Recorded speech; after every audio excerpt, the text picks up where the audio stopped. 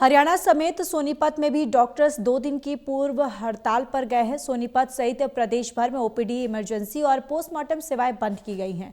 सबसे प्रमुख मांग चिकित्सा अधिकारियों यानी कि एसएमओ की सीधी भर्ती रोकने की, तो वहीं डॉक्टर उसकी हड़ताल की वजह से मरीजों को भी परेशानी का सामना करना पड़ा है। रिपोर्ट देखिए।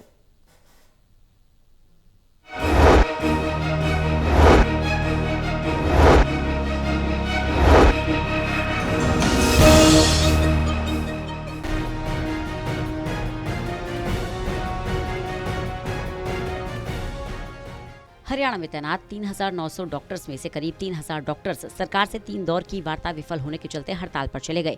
डॉक्टर्स की 2 दिवसीय हड़ताल के कारण जिला अस्पतालों में मरीजों को परेशानी का सामना करना पड़ रहा है। सोनीपत सामान्य अस्पताल में मरीजों की लंबी लाइन देखने को मिली। अस्पताल में पहुंचने पर मरीजों को हड़ताल का पता चला और इलाज के लिए मरीज इधर उधर भटकते नजर आए। हालांकि प्रशासन की तरफ से अन्य डॉक्टर्स की तैनाती की गई थी, मगर भीड़ ज्यादा होने के कारण बुजुर्गों को भी लाइन में लगाकर घंटों इंतजार करना पड़ा। हम तक यहाँ डेढ़ घंटे से खड़े हैं और आज का टाइम दे रखे डॉक्टर ने।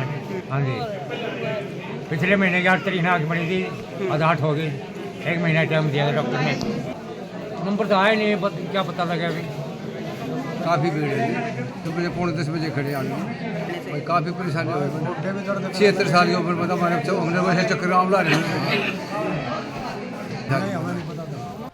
हरियाणा मेडिकल सर्विस एसोसिएशन के आह्वान पर सोनीपत में भी डॉक्टर्स हड़ताल पर रहे। जिला प्रधान नितिन भलसवाल ने बताया कि साल 2012 से अब तक ऐसी कोई भर्ती नहीं हुई है। अब अचानक डायरेक्ट भर्ती शुरू करने से वरिष्ठता और प्रमोशन पर सीधा असर पड़ेगा। डॉक्टर्स का कहना है कि ये फैसला उन डॉक्टर्स के हित के खिलाफ है जो वर्षों से सेवा कर रहे हैं और प्रमोशन का इंतजार कर रहे हैं। उनका कहना है सरकार जब भर्ती प्रक्रिया को शुरू करने की तैयारी कर रही है, वह पहले से सहमति बने फैसलों के विपरीत है, इसलिए इसका व्यापक विरोध किया जा रहा है।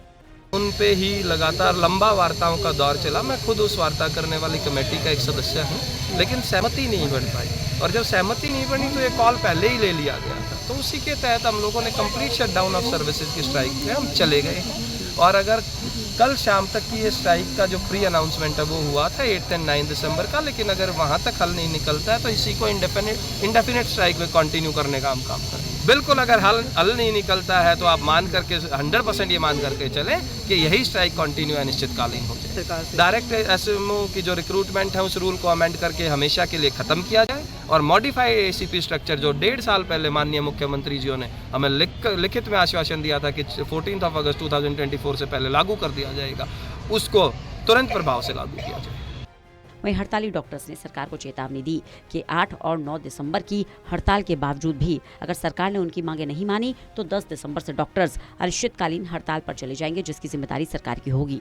डॉक्टर्स का कहना है आंदोलन उनका अंतिम विकल्प है। वे किसी भी समय बातचीत के लिए तैयार हैं, लेकिन समाधान के बिना वे पीछे नहीं हटेंगे। डॉक्टर्स ने दोहराया कि एसएमओ की डायरेक्ट भर्ती रोकने और संशोधित एसीपी ढांचा लागू करने की दोनों मांगे पहले से मंजूर है, लेकिन प्रशासनिक स्तर पर जानबूझकर अड़चनें पैदा की जा रही हैं। उन्होंने कहा अगर सरकार वास्तव में गंभीर होती तो इन मुद्दों का हल पहले ही निकल जाता। बहरहाल इसलिए अब जब तक लिखित आदेश जारी नहीं होते आंदोलन जारी रहेगा।